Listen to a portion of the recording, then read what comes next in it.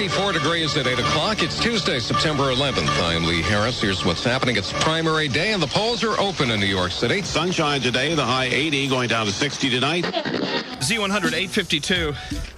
Something weird is going on. Yeah. The World Trade Center is on fire.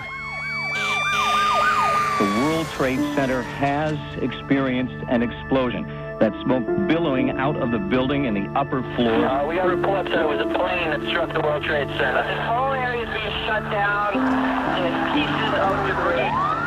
I heard the plane very close to the top of the building. I looked outside and I saw it hit. But a horrific disaster. I'm staring at this in total disbelief right now. Oh my God, Ed, another plane just hit the World Trade Center. There is now another explosion occurring right at this moment in the other building. Clearly, we're in the middle of the worst ever act of terrorism directed at the United States on domestic soil, and it may not be over.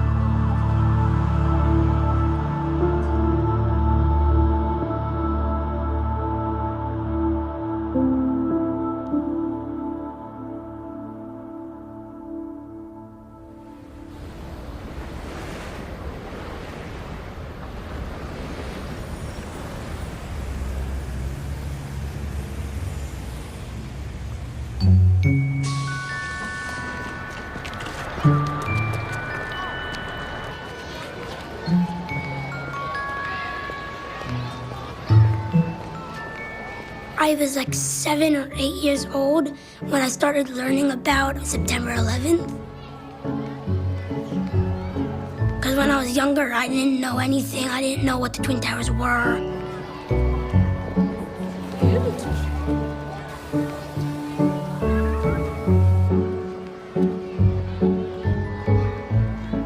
When I was at home, my brother and my sister, they would once in a while just say 9/11, and I didn't know what it was about.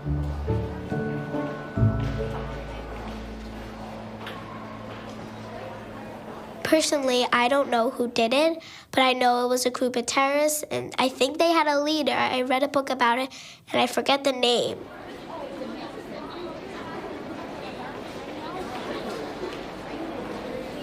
I wonder, why they would do that. Why would they want to hurt people?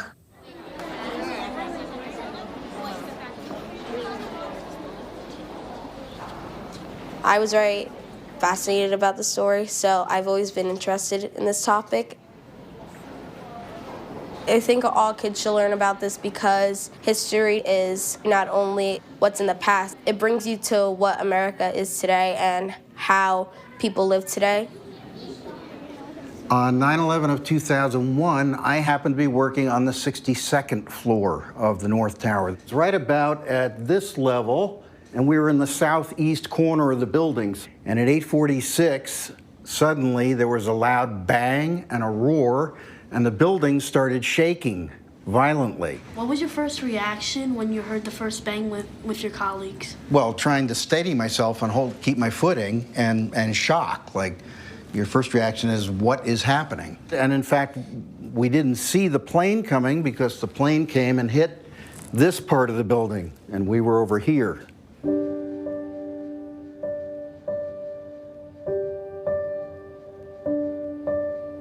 I yelled to everybody to get out into the hallway and go down one of the 3 staircases that goes from the top of each tower down to the bottom. So we're walking down the stairs, and a few minutes go by, and somebody gets a text message saying that a plane hit the building. And the people on the stairs were kind of murmuring and asking questions. Well, that's kind of weird. If you're a plane, how do you miss something this big? And then somebody got a text message saying that a second plane hit the other building.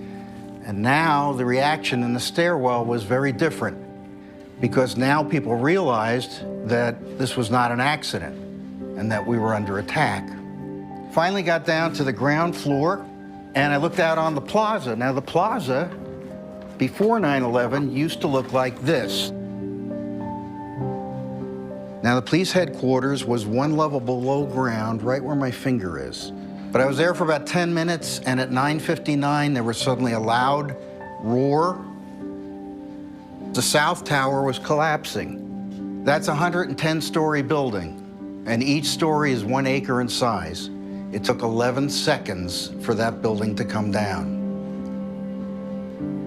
I started walking northeast of that site towards City Hall. And now I heard that roar again.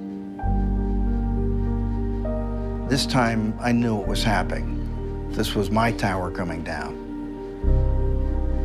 What I saw when I looked 6 blocks south towards the site, I saw the end of the North Tower coming down, and I saw hundreds and hundreds of people running toward me,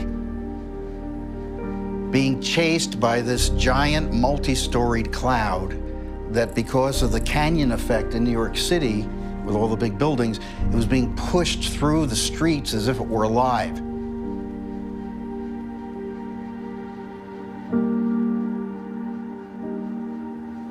Yes? Did you ever find out whether your 9 colleagues survived?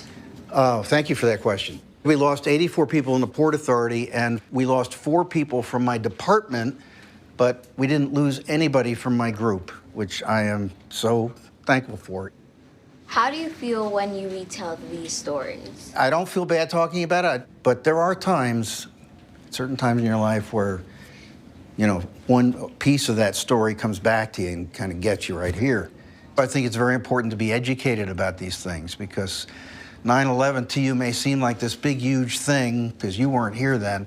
So I think it helps maybe to hear a personal story from somebody who was there, and then you kind of maybe easier to get your head wrapped around the enormity of it.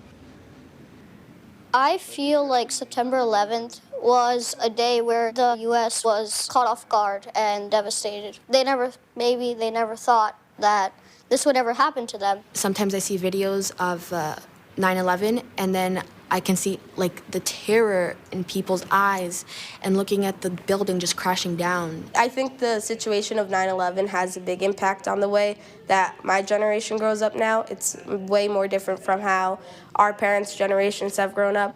There's a lot more danger in this world than there has been, and just to know about it, I think that's important.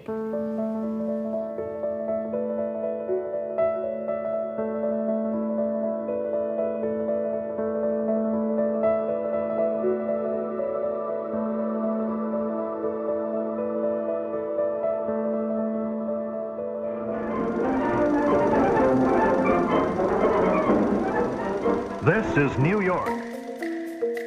New York is a great center of transportation, industry, and trade. A fascinating city, an incredible city. One may catch a glimpse of the great Statue of Liberty. Brooklyn Bridge is the oldest and the best known is Central Park in the borough of the Museum of Natural History, the Metropolitan Museum of Art. At the Centennial Arch in Washington Square. New York is also the financial center of our nation. The immigration gateway, Ellis Island, is nearby. This metropolis has been called a melting pot. And it is the city's people that make it great.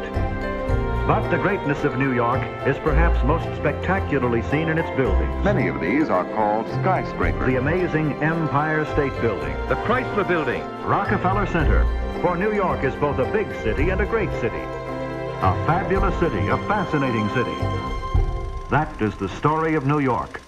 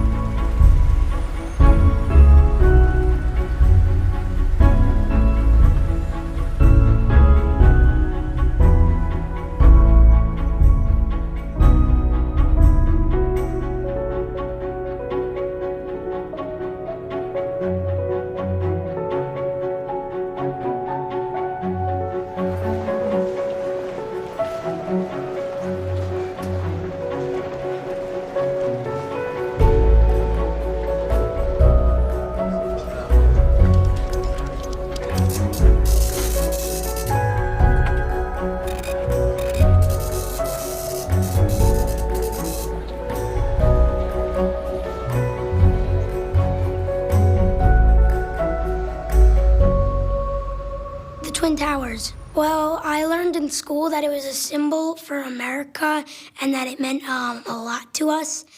And it meant so much that if somebody destroyed it, everyone in America would be heartbroken.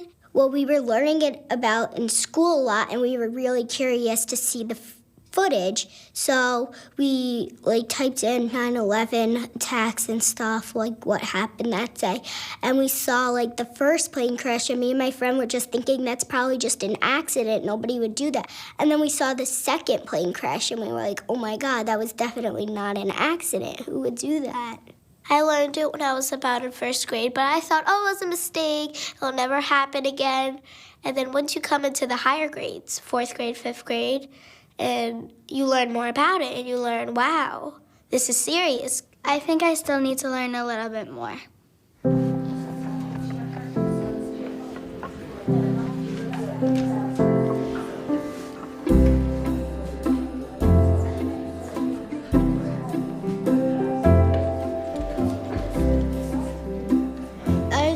Shoes over here and eyeglasses, and here's dust and the sunlight is going from there. This is the eyes crying. I'm trying to make the Twin Towers right here and all the surrounding buildings watching. This would normally get thrown out, but I put it here on the bottom like this. See that? It's already talking. Art can express feelings like a painting of 9/11, it could express sorrow or anger, or it can express hope, even. It doesn't have to be sad. That's beautiful. Exactly. You see how you're using materials? You're using materials like words. You're saying things. It's exactly what it was. There was no logic to that day. There was just madness.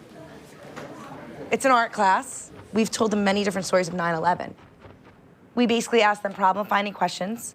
They make poetry, and then they illustrate that poetry. What we wanted to do was have them make some kind of emotional connection to history. Learning isn't just an activity of the mind. It's an activity of the heart and the soul.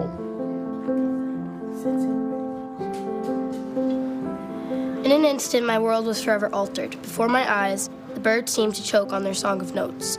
As the towers fell to their death and the starry, starry night of aspirations was dim. A nightmare becoming a reality, a fireball of hate and loss. No hope to be seen until discovered. She said the golden triangle outshines the combined dark and hate of the worlds. The analogies, the combinations, the courage to create and do something new with language. Isn't that the idea?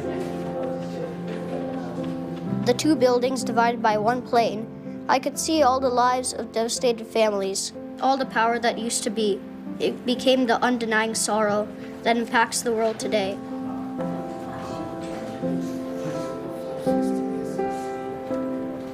I thought that it was really sad that someone would want to hurt that many people on purpose. And it was just I was wondering why they would want to do that and how much it changed America and the whole world. I think it's a difficult lesson to teach. And I talked to my daughter about this because we're Muslim. And I think that one thing that's really important is that this is not a part of Islam and that it's condemned by Muslims. We can try to understand what were some of the things that motivated them, but it never justifies, and explaining it's no justification. There's no motive for that. But to understand, what was it that made them so angry. In the 1970s, the Soviet Union invaded Afghanistan, and we know your family from Daddy's side comes from that region. It's probably 98% Muslim. And the United States and other powers saw this as a huge threat to us. They invade Afghanistan. What's next? Maybe they'll try to get Pakistan, for example. The United States wasn't going to intervene directly because we don't want to fight directly the Soviet Union. So we helped indirectly by funneling money and weapons to people fighting the Soviets. Ronald Reagan called them freedom fighters, the Mujahideen, they were called. Well, one of the people that joined to help fight was Osama bin Laden, who's from Saudi Arabia. So he was able to meet other like-minded people to fight against the Soviets, and they actually were successful expelling the Soviets. They withdrew eventually from Afghanistan.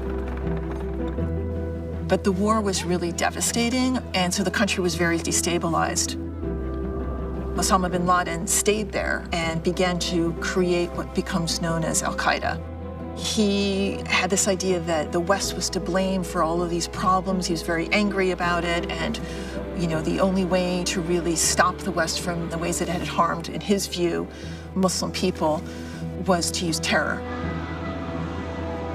There were other incidents where the World Trade Center was attacked in 1993. That was like a smaller attack, or? It was a truck that was pulled into the parking garage and a bomb was detonated. And in 1998, he actually was responsible for bombing 2 American embassies in Africa, in Kenya and Tanzania.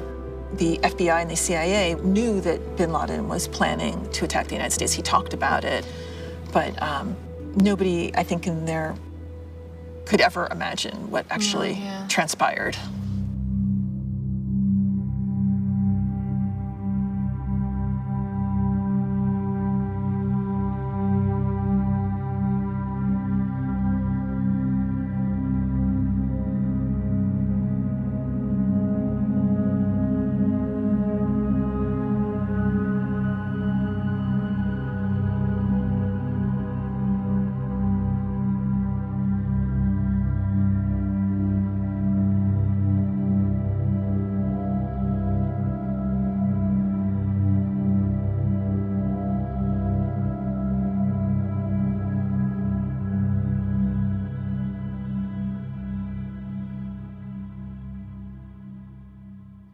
My story starts with me growing up and thinking to myself that I lived with a Superman, and that Superman was my father, firefighter Robert J. Crawford, who was murdered on September 11th in the South Tower, which is this building here.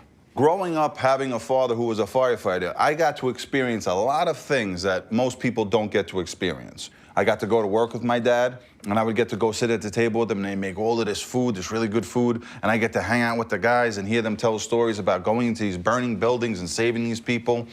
And I just sit there wide-eyed, amazed, and listen to all these cool stories. So on September 11, 2001, I was 24 years old. I woke up at about 10:30 that day, and I knew nothing.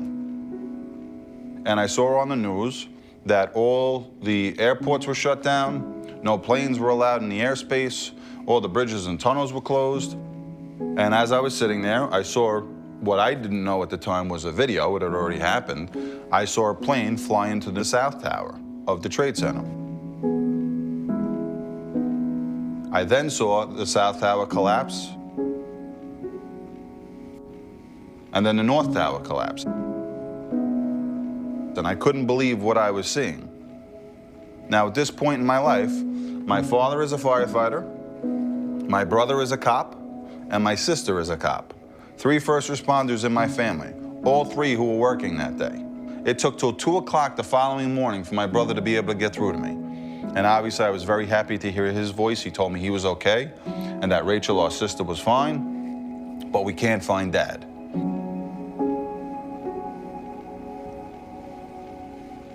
How did you feel when you found out, when you woke up, that someone crashed into the Twin Towers? I felt very heartbroken because almost 3,000 people were murdered that day on a simple morning just trying to go to work. And to know that there are people in the world that would want to hurt someone like that, people that they didn't know, it just hurts you.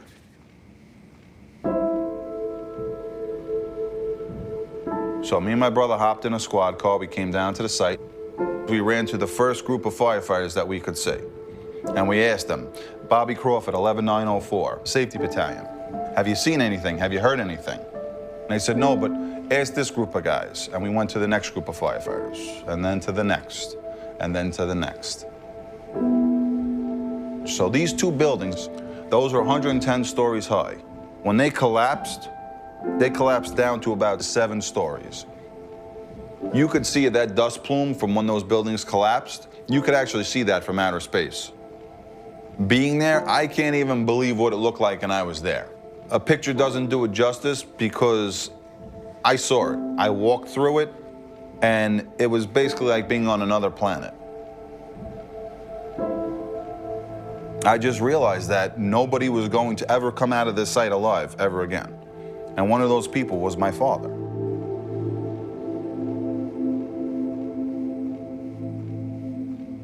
So that is my September 11th story. Now, I'd love to hear some questions. I'd love to answer some questions. Yes? After your father died, did it ever like come over you to become a firefighter like him? The fire department lost 343 firefighters that day. That was the largest loss of life in fire department history, also the highest ranking, because they lost a lot of their commissioners because they were all stationed underneath the buildings when they collapsed. So they needed firefighters. And I did think about it. But my mother had just lost her husband, so my mother basically just said to me, please, I can't take it anymore. So you have to listen to Mom, and I didn't. Have you ever dreamt about your father? Have you ever dreamt about my father? Yeah, I dream about him all the time. And usually he's doing something crazy in a dream, because he was always doing something crazy. I miss my father every single day. I think about my father every single day. But you know what kind of eases that pain for me is the fact that all of these people from all over the world come to this site, and they come here to pay respects to my father. Now, they might not know they're there to pay respects to my father, but they are. So that kind of does my heart good to see that people still care and still remember.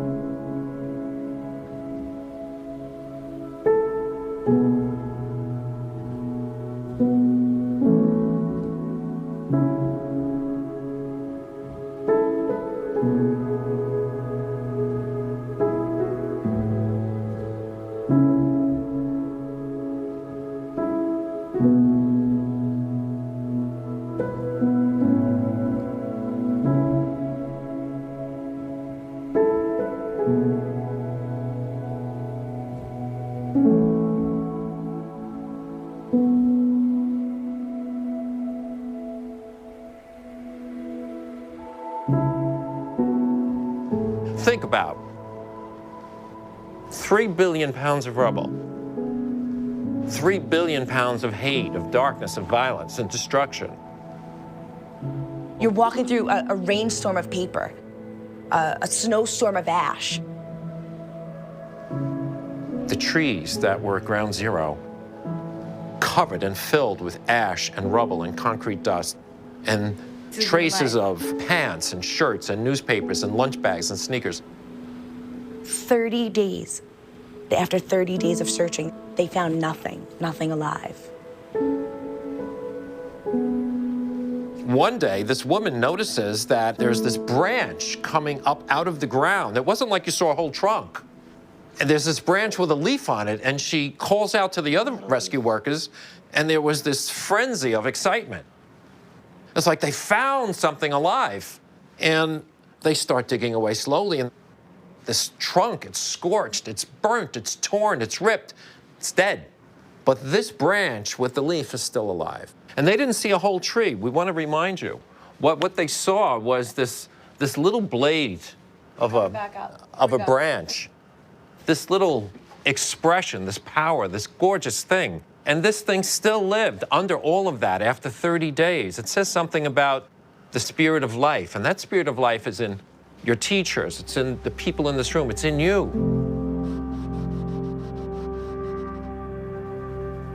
What the survivor tree saw on the day of 9/11 was a dark sky when everyone thought it would never turn blue again. The tree felt most of its life swept away to 8 feet tall and all but a few leaves left. I could see the life being sucked out of the soil, the trees expressing sadness in their soul. Before the towers crumbled to pieces so small, I saw before me a world with so much flaw.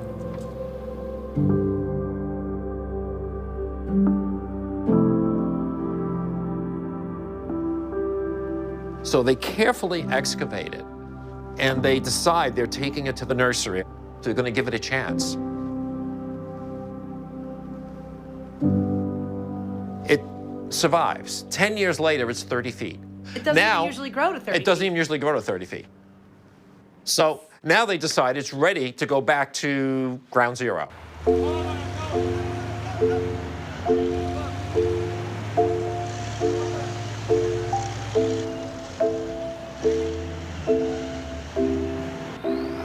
And there are people crying, waving. It's beautiful. And we started crying. And it's like this little wounded thing is going, he's like saying, I'm going home.